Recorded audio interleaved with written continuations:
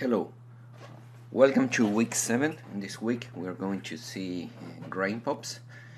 Grain pops is a system built inside pops particles that the difference that they have is that they collide one each other, and based on that, you can get sand simulation, snow simulation. Sand can be wet or dry. We will start looking at it, building up from the shelf, just to see the parameters and how everything is built and organized. Then we will do an exercise where we create everything manually, just to see how this works, to feel a bit more comfortable and do the things ourselves. So to get started, let's create a simple sphere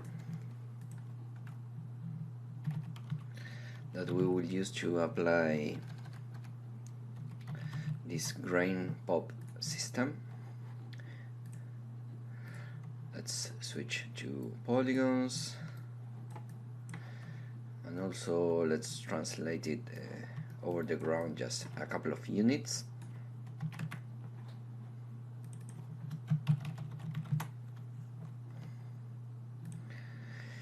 This is pretty simple. You have here in the shelf the grain shelf, and let's apply some dry sand just by selecting our object and hitting enter. Okay, we will see a couple of nodes have been created apart from our sphere, and also inside our sphere we have also some extra nodes. Let's see what's going on and what's happening. After our polygon, we have a grain source node. This node, what it does, let's hide the other objects so we see only where we are. Okay, what we see is that the object have been converted into a point cloud. We have a particle separation. Let's delete channels a bit because this is connected into the DOP network. So the lower this number is, the more particles we'll have, and the higher the value, the less particles we have. Also, we have a density. If we have more density of points, I will recommend to keep this density as 1. Well, we have other objects, other options that we'll see later on. But basically, what this does is convert into points. Also, one important thing is that this node inside, if you die inside, you can get also it's creating another attribute called p-scale that will make the radius of those particles based on the distance between them, so you don't have to worry about that. After our grain source, we have a rest position node left as default. This will be used to promote attributes and to send them to DOP network, not big deal. And then we have a null object just as an output instance of this emitter setup.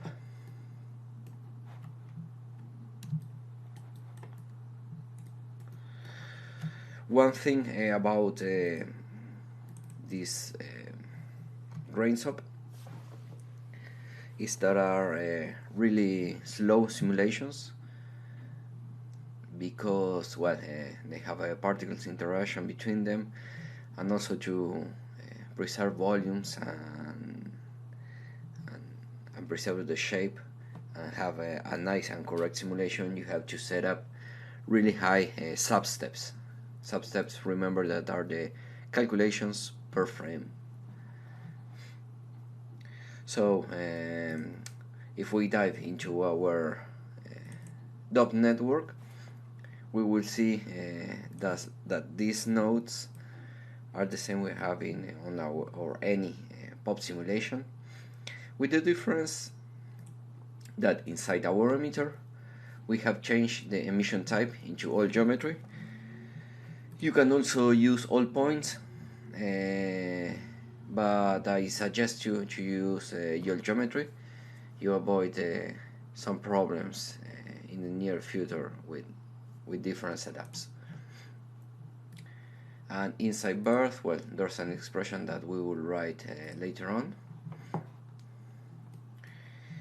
And the first thing is our grain update, where we get our particle separation. This attribute is connected to our meter. Remember that I broke a connection. It's this same value. So you need to update both values or copy. Remember,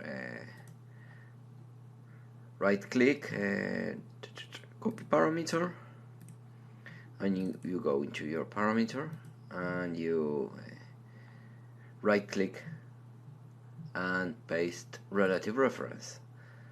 So now you make sure that those values are the same.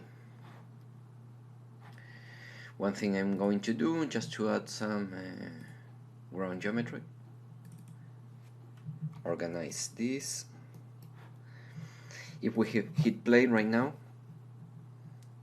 we will see a very slow simulation.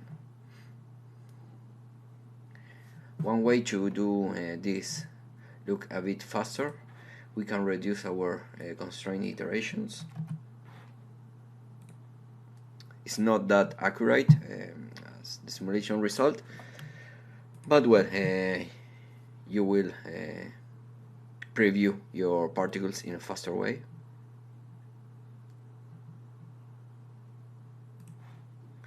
Also, what I'm going to do is just make this a bit shorter. And now we see the particles, once they collide, they have like a strange behavior on friction. Just they don't stop. So here is what we are interested on. The most important value in here is the scale kinetic. This means the higher the value is, more friction it will have, so particles won't spread that much.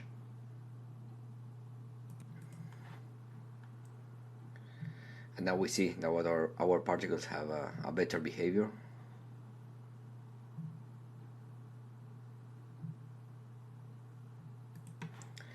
You also have an internal collision options, but these really don't make sense. Right now its weight is 1. If it's 0, it means that the particles don't collide, so it becomes a normal pop simulation. You will see you have any volume, everything's flat and in the place. So just keep this guy where it is. And another important value is the clamp. We'll change this a bit so you see what's going on. But basically, what clamping does, it keeps some particles together and give us as a result a wet sand, where you have like big pieces of sand. To take this out, what we can do, let's create a cube, a box,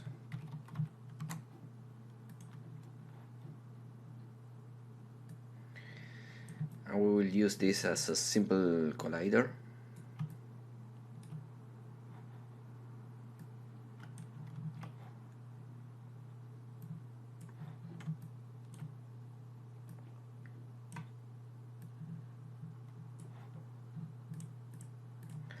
This box should be fine, and let's add it as static object.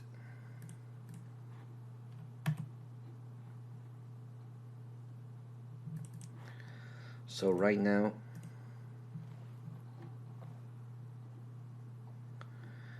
we see our particle without clamping, just every particle spread. This behaves as dry sand. So if we move this value up to, I don't know, 0.75,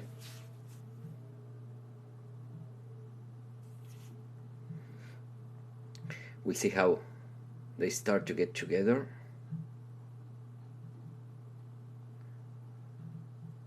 In a more viscous way, and well, we are getting a different result.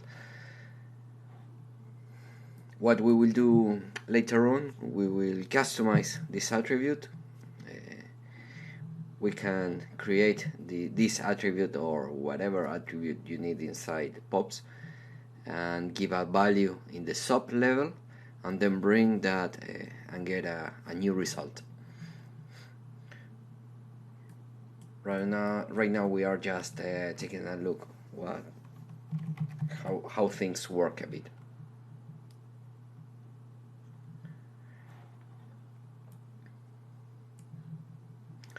There's also a explicit constraint that this is a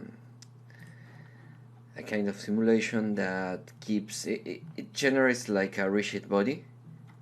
It won't the object, depending on the setup, will be able to get no fractures. So this has to be turned on from here, explicit constraint. Let's see what happens if we hit create. We can see we are getting these are connections from point to point. Not only one point, but also almost all neighbors. And this, what it will do, will keep all grains together no matter what. To get this work, we have to, let's turn off clamp for now, and let's turn on explicit constraint.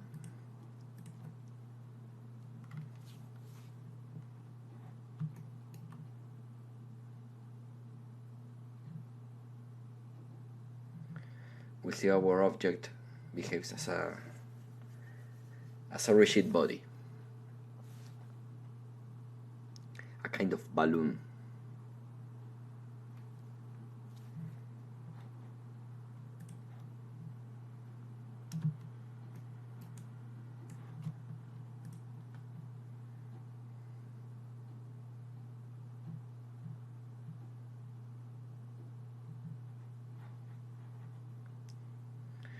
Also, you have the option to break these constraints.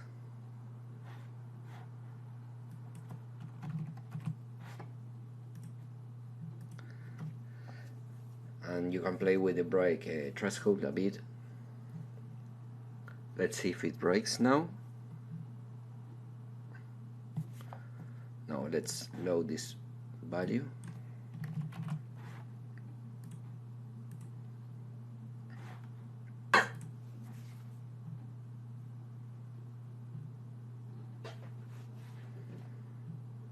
Okay, now we see how some constraints break apart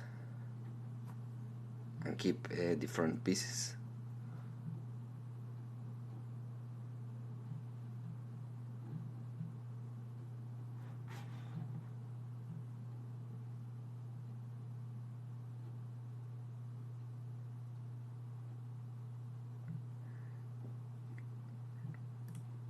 Let's see different behaviors.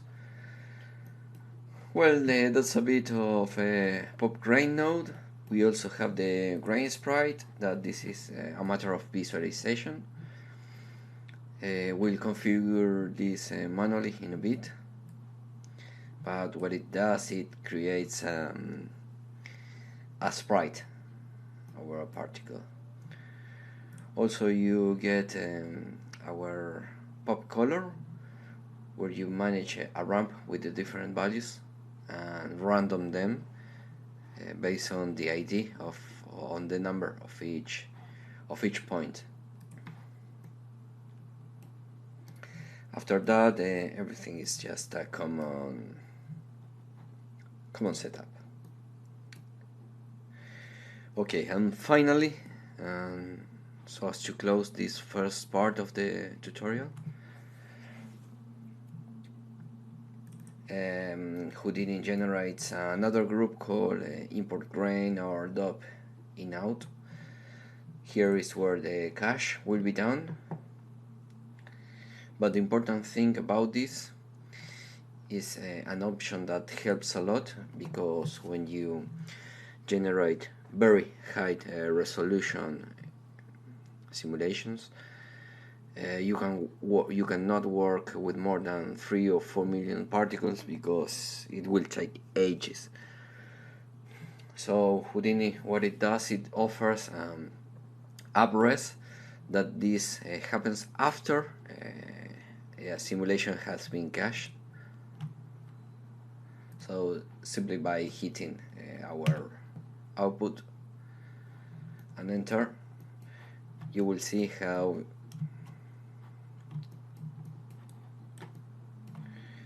you will start middle click mouse, and you start with 5,000 points, and at this point we have 10 times more. This helps a lot. Obviously, this I've been doing a very low resolution simulation. You need a lot more of particles just to make this look a bit real. But what it does, it uses point replicate node that it creates from a single particle 10 particles, so 10 particles per point. And then there's a point attribute wrangle that adjusts the radius of these particles so that they don't get one inside the other one. And finally, you have a color just to get some extra random there.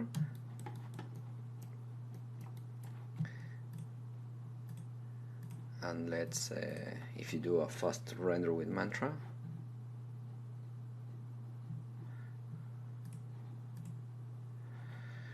here you see your particles. You don't have to do anything else.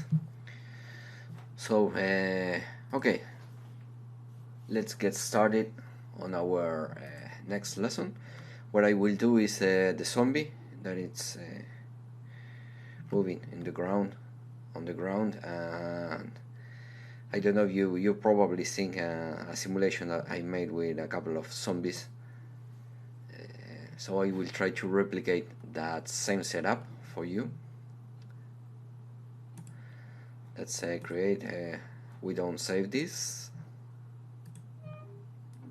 We create a new file, just where we've been working.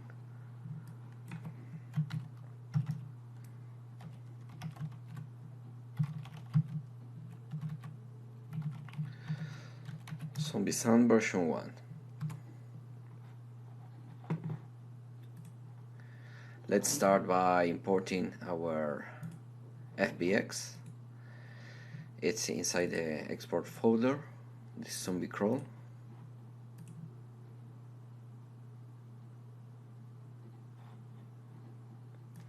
And the same thing we've done in the previous lesson. Let's load the size. Let's create an object merge. First a geometry. This is our zombie.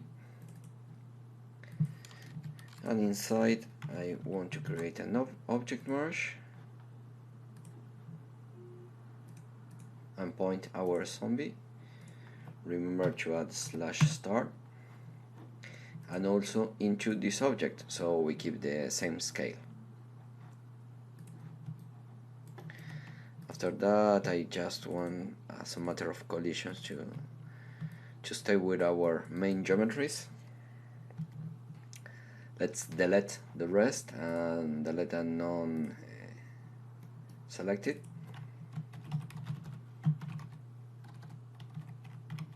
So let's keep things tidy.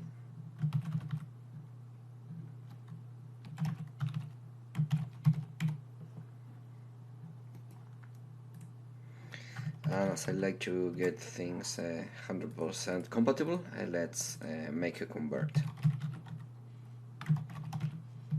to poly. Okay.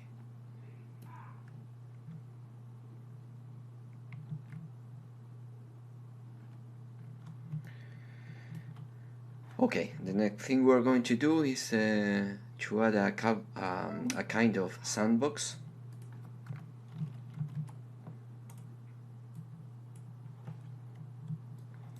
Let's start from a grid, but I don't want to be that big. Remember that the bigger this box is, the more particles you will need. So it's better to keep things low just to test out. Then if you want to make a nice assignment, you can make things bigger. But for now, let's do it this way. 250. What I will do is I'll paint the areas that I want to use. So let's name this as ground. Let's template our zombie and add a paint node.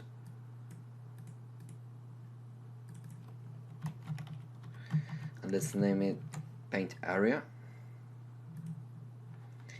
And I want this color to be black.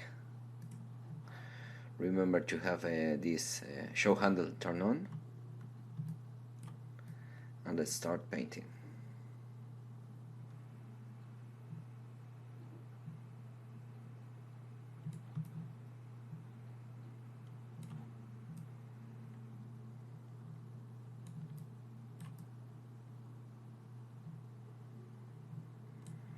Okay, I want to keep this area.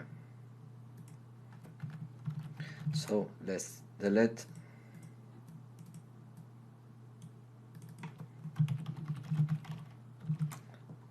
our white points. Delete by expression. And remember, we delete red channel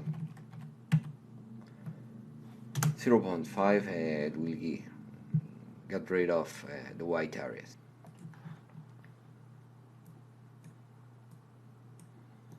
Next thing we are going to do, I would like to add a mountain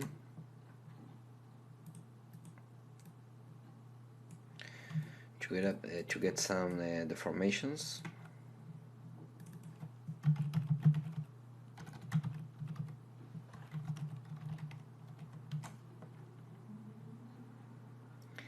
And again, let's template our zombie, and what I want to do is to move this up.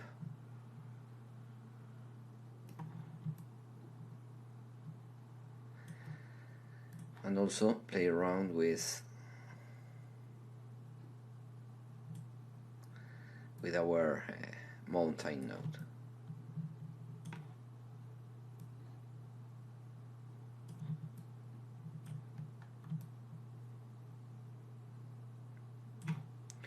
Let's offset and probably move the ground a bit lower.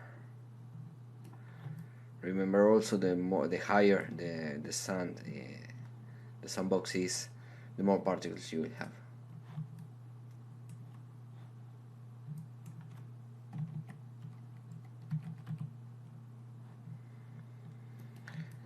Perfect. I like what I have, but now what I need to create our particles is to generate a volume, a box.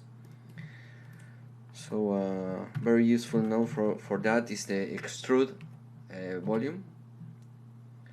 You'll get an extrusion over the axis. Right now Y is what we want, so let's take this to our grid, and this is what it will contain our particles.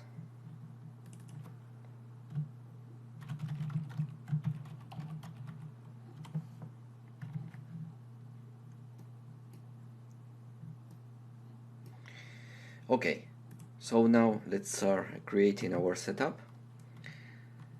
Remember, the first thing we have to create is our grain source, and probably set up a bit more particles in here.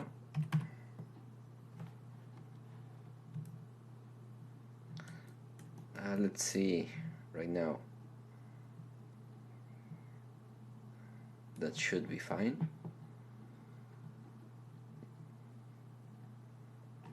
Nothing else from here.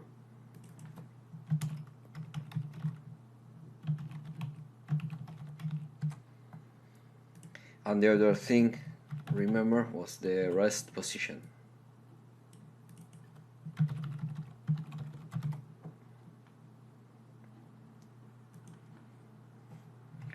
Okay, right now we have complete our emitter. What I want to do now is to create a pop network. What Houdini does while creating on the shelf is creating this group outside. I prefer to keep everything on the same place.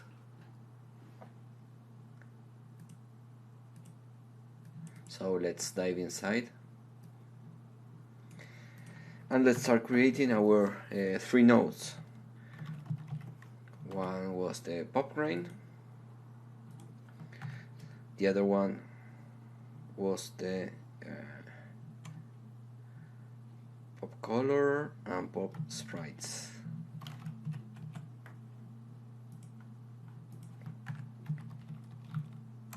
Sorry, color.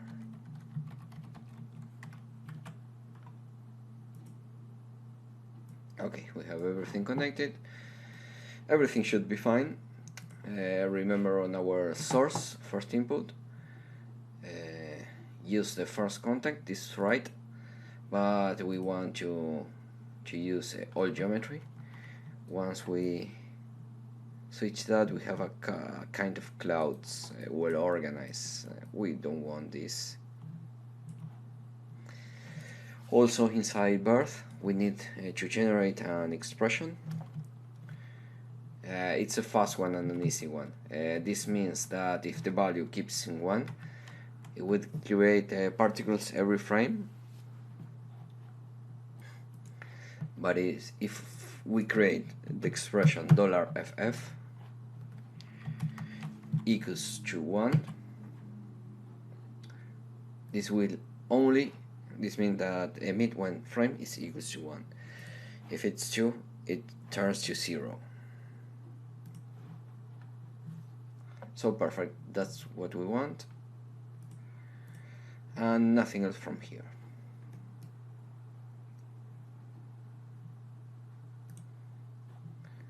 Inside our pop grain, let's lower this guy just to have a faster and better result.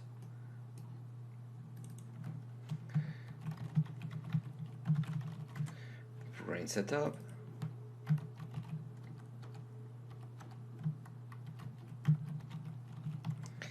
Okay, let's go to our sprites because we don't want to see this cloud shape. This is also easy.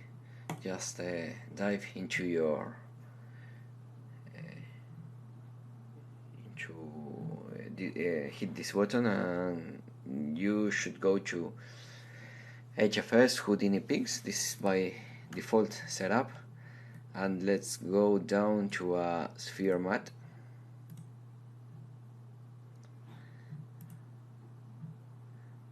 And this should change and update. Okay, awesome. Now we have our particle shape.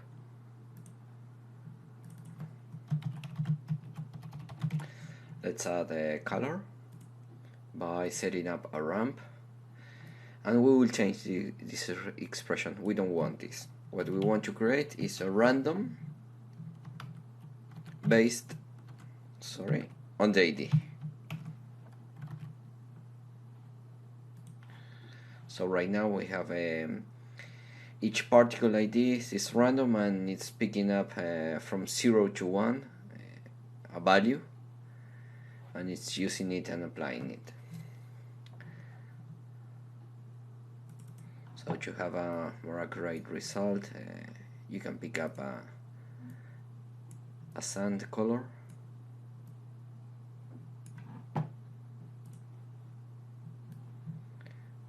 and you can duplicate just by dragging here,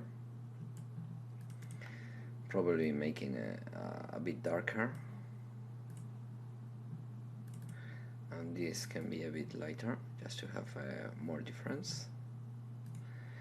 And also we have some small amount of white.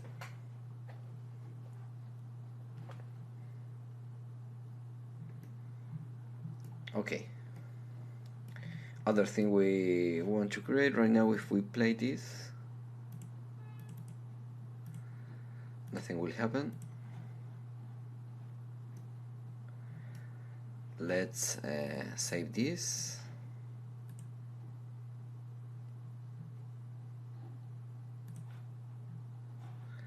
Reset our simulation.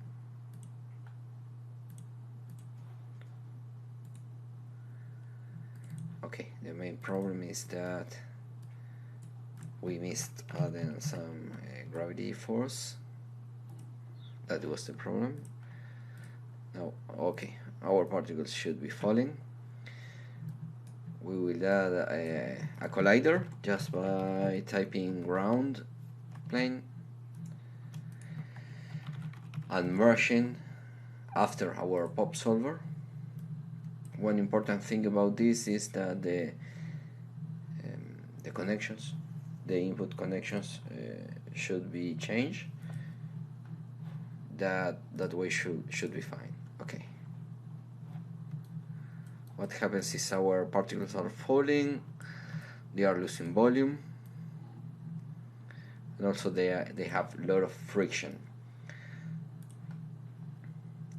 We already know what to do to play with friction, and also the volume.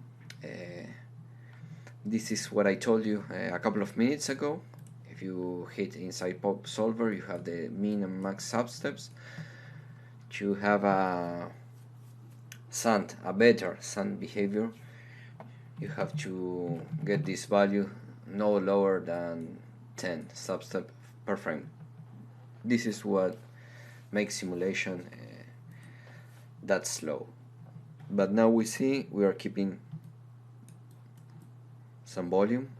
We are not using this height. So nice, that's good. Another thing I want to get rid of is about these blue dots.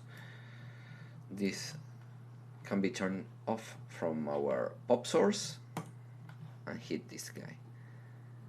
Okay.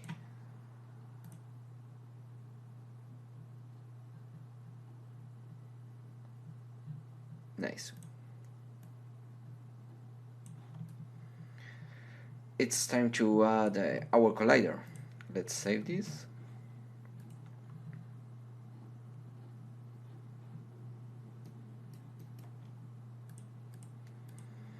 And we want this guy to be on our simulation.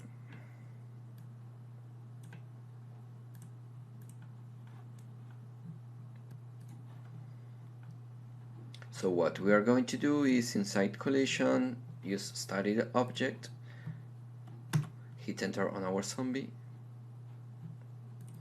and all the tree should be created by default. But the important thing is that everything is connected inside our network.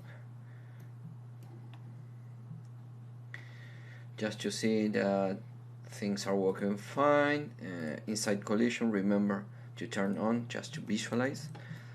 Right now what we are getting is a very low polygon collider, that's the collision guide.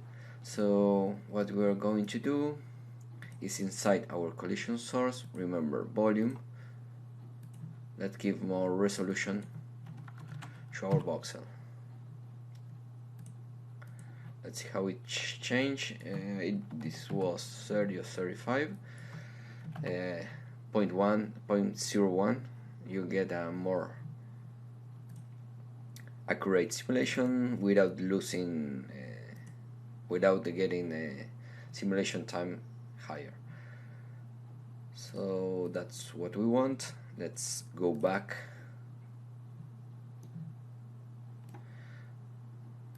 to our sun simulation. Now we have a better resolution collision geometry. And what thing that happens is that our object is static. This is because we have to turn on our use deform geometry, so the character moves and create a surface, a collision guide every frame. So let's hit play.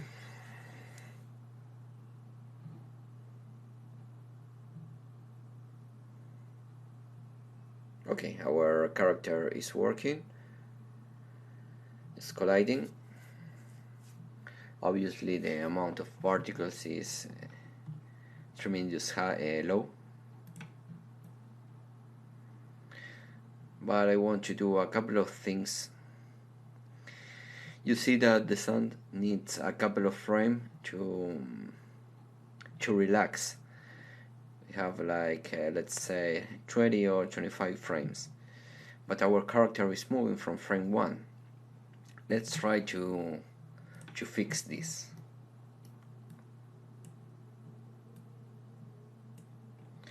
There are a couple of nodes in Houdini that control time, the time of an input. This node is called time shift. Start frame, let's say 20. So what I need to add, if you left click button here, you will see that it switch between an integer and our expression. Let's keep our expression and let's subtract 20. If we hit here, you will see that our frame starts 25 frames earlier, and then our simulation, our animation appears. But we don't want that, because from frame 20 to 21 particles will explode as our character collider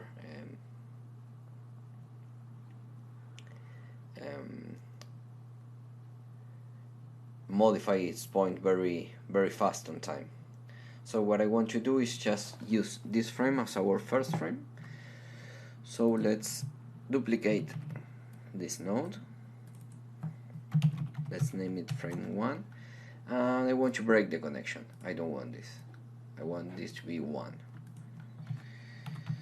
And there's a node called switch, in which you can switch different connections. Let's move this up so we have a better order, and let's see what happens. Right now I have select input 1, so input 1 is being displayed. If I go to 1, you have an animation, 0, no animation, and 1, our second input. So this is as easy as generating a keyframe. Remember, Alt and left mouse button, 1, and you hit again another keyframe. So now we have the first 20 frame a static character, and then it start moving. This is exactly what we want. Now we are happy with that. Let's connect it to our collision source and let's keep our magic. Okay.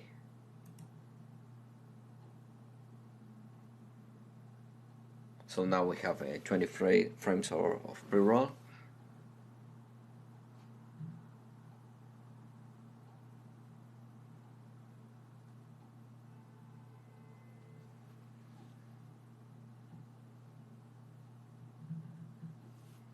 Nice.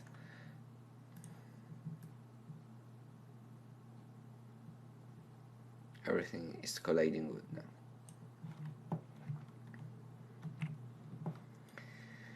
What I would like to do now is to generate a custom attribute for our clamping weight.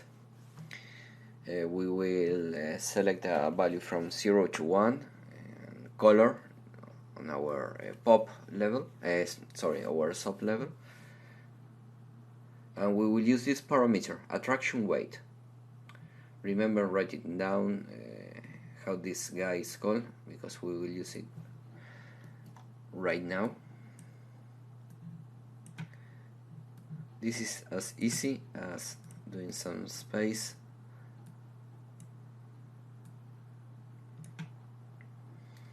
After our pop creation, let's give a bit more particles here. And I want to create an attribute.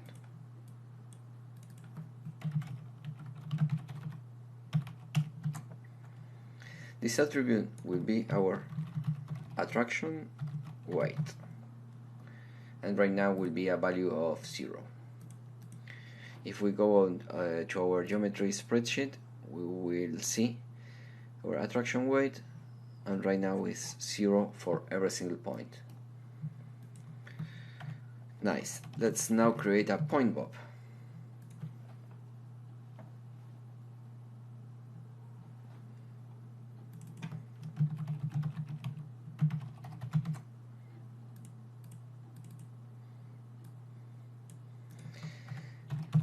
And what I want to do is to add a turbulence based on position, and let's see on our out color what we get. Okay, what we can do is just make frequency higher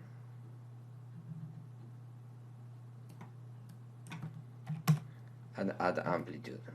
Okay, so now what we can say is that the white areas have a clamp value of 1 and the dark areas clamp value of 0. So that means that these pieces will keep together and the other one will be free. So you will have a variation between simulations. We can do a couple of things to make this value more contrast. The first is to add a fit range and clamped and play it a bit with the values.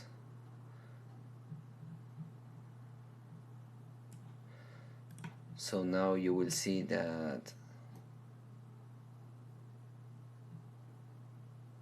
the dark areas are darker, and let's see also what's going on. We see we have our color attribute 0, but right now because of this fit range and clamp we have in negative numbers and also values over 1. We really don't want this because it will make our clamp attribute crash, our attraction weight crash, and particles will explode over the years. So what we need is to keep a value between 0 and 1. That's why we can add another fit range, and this value, what it does, it will set a maximum of 1 and a minimum of 0. Sweet, that's what we want. But what we don't want to do is to connect it to the color. I want to transfer this value to our attraction weight. There's a way to export this guys called bin export, and if you don't have the attribute listed here, you can customize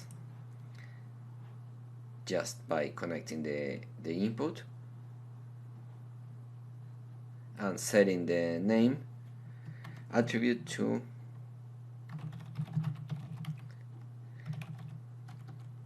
attraction weight. Right now you will see how the color attribute updates also in our attraction weight. So right now we have different values for our custom attribute. So what Houdini does, it brings this attribute inside our sun simulation. If you hit pop and geometry, you will see right now on our source you have our attraction weight with the values that we wanted. So we need to multiply this value so that the attraction weight activates.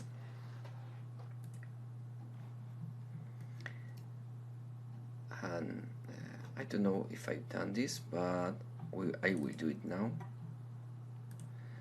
What I want to do is to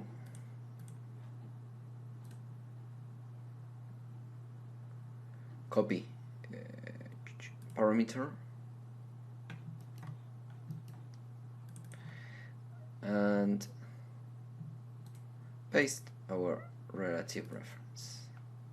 Okay, now we see that the shape of the particles updated.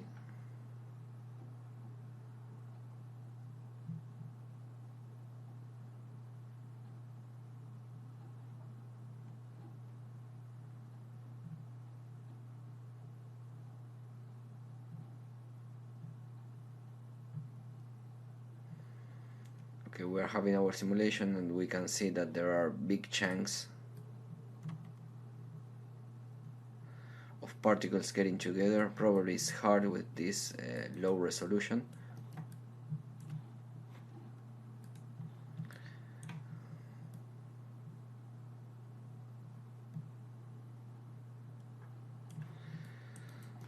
So we need a bit more particles. What I like to do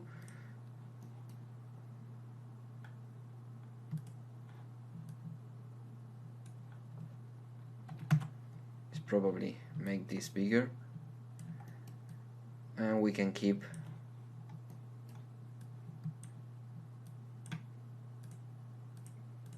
only half particles just to pre-visualize this faster.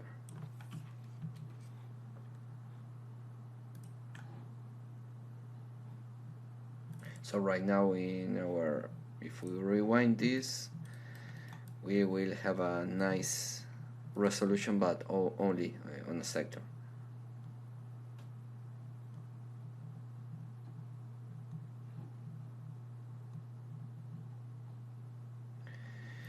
We can see once everything is going to its place that you are getting big groups of particles. Right here there are some big groups,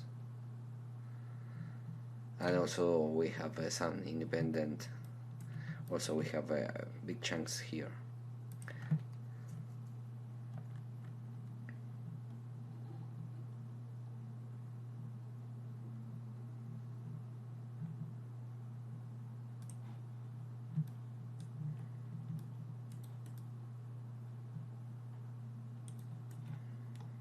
We can set this to 1.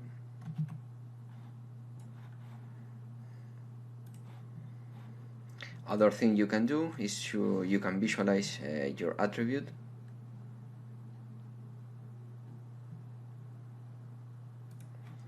In a very simple way. Inside that color, if you add the 2 bars, you get your line commented. So let's add a new line that ramp is equals to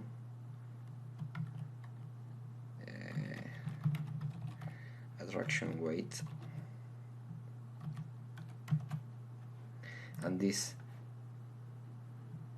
should transfer the same colors that we were using previously.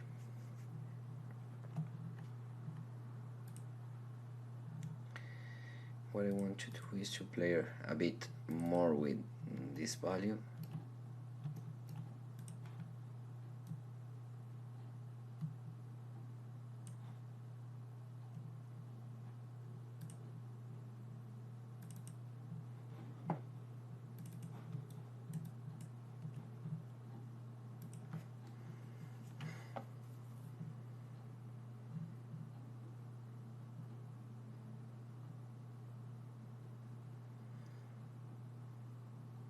Okay, there we have a mixture of wet and dry sand.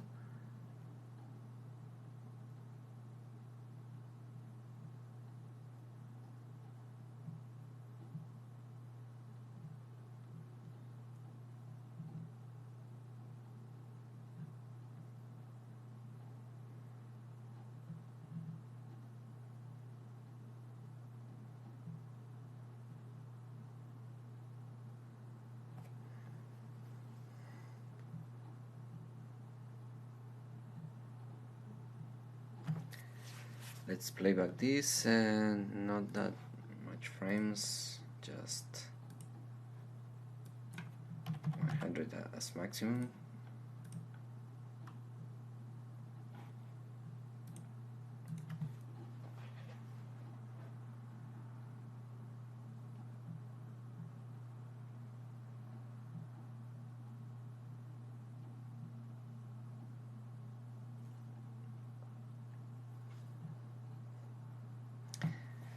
I'll pause the video and get back when I have a better playback.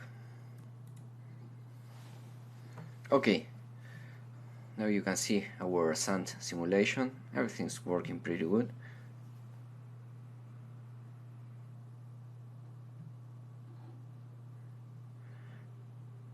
You will obviously need way more particles. Probably make the mountain higher, so our character gets from inside.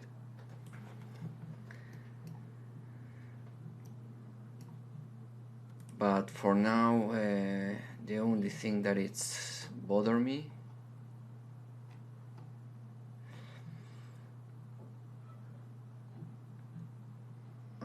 let me check something.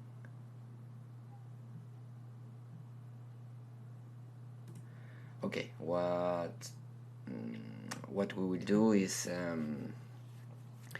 delete the inner particles inside the character, because they are also popping,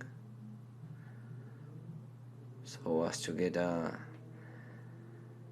smoother start. So let's go to our character, and there's a way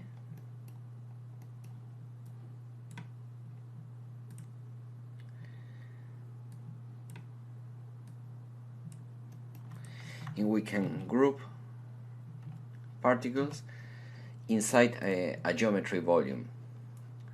So first input connection the group, and the second one the object that we want to use, and you have to turn on keep bounding regions and select a bounding object. This works as points, so that's why you're getting an error.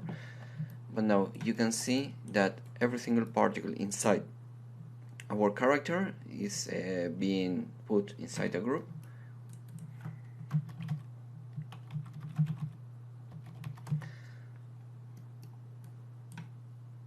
So the next thing we want to do is delete that group.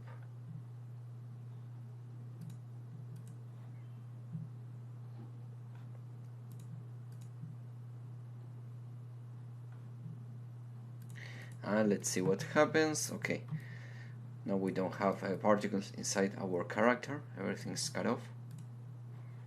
So this should make our particles explode a bit less.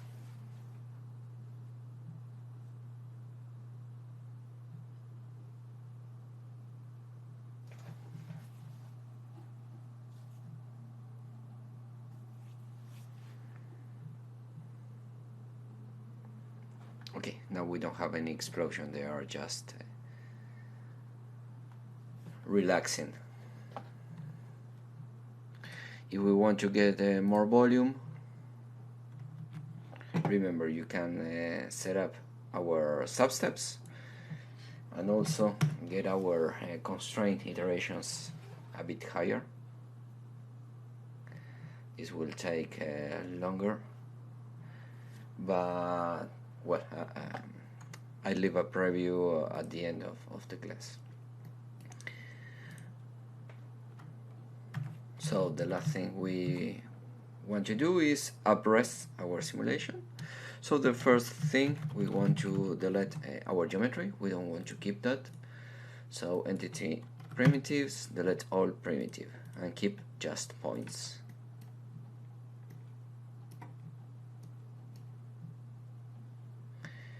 And once we are glad with that, we just want to go to our grain shelf and address sand.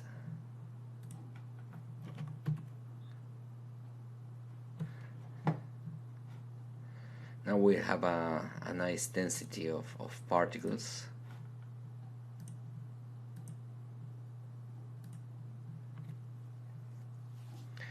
And if we try to render this,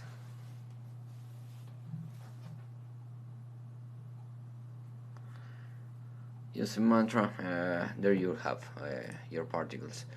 Adding some cool lights, you will be able to get different results.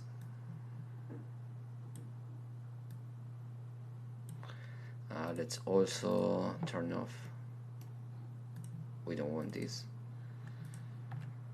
but what we probably want is to merge for rendering our objects.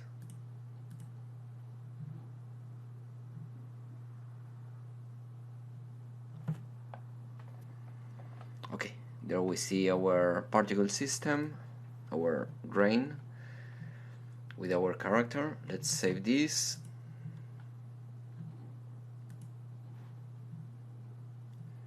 And let's leave a preview just to see what's going on.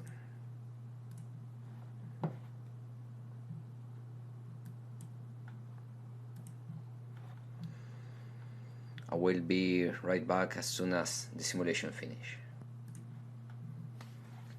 Okay, I have already almost 60 frames, but these are enough for you to see what's going on, what happens.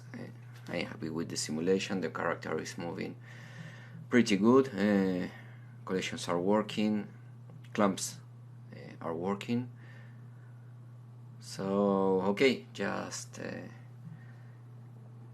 the assignment for this week is play around with these setups, use any character you want, get a very high resolutions for your test. I couldn't do them right now because I don't have time, it's just an hour. So play around and post your assignment on Facebook so you can get any feedback. Okay, let's see next week, that is week 8, and it's the last week of module 1. So see you there.